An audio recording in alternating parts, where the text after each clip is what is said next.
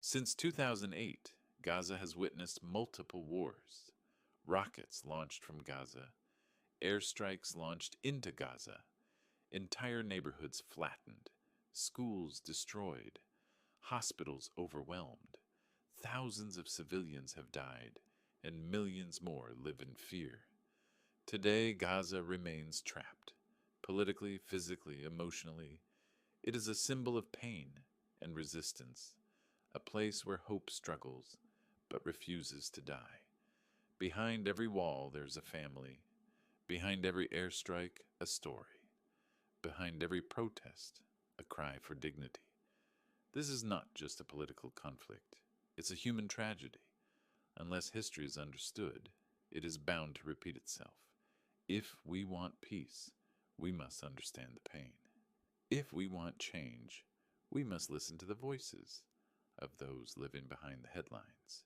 Gaza became a densely populated refugee zone. From 1948 to 1967, it was controlled by Egypt, but in the Six-Day War of 1967, Israel occupied Gaza, and the tension deepened.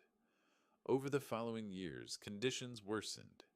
Gaza became one of the most crowded and impoverished areas in the world.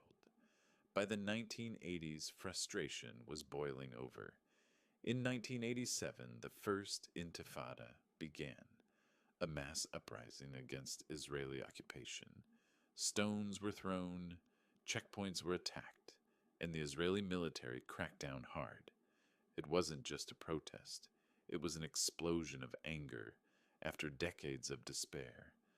Meanwhile, the world watched, but solutions never came. Instead, violence became part of daily life. Children grew up surrounded by fences, tanks, and fear. In 2000, the Second Intifada erupted. This time, the violence was even more intense. Suicide bombings, mass arrests, airstrikes, and invasions. Both sides suffered great losses, but Gaza was hit hardest. In 2005, Israel withdrew its settlers and military forces from Gaza. Many believed it could mark the beginning of peace, but it didn't. In 2007, Hamas took control of the Gaza Strip. Israel and Egypt responded by enforcing a total blockade. Gaza became sealed off, a territory under constant pressure, both from within and without. Jobs disappeared. Electricity was unreliable. Clean water became a luxury. The people of Gaza were trapped between political isolation and the threat of war, and the cycle of violence continued year after year. For over 100 years, Gaza has been a flashpoint in one of the world's longest and bloodiest conflicts, a conflict of land, identity, and deep historical wounds. But where did it all begin? And why does it still continue? Let's go back to 1917.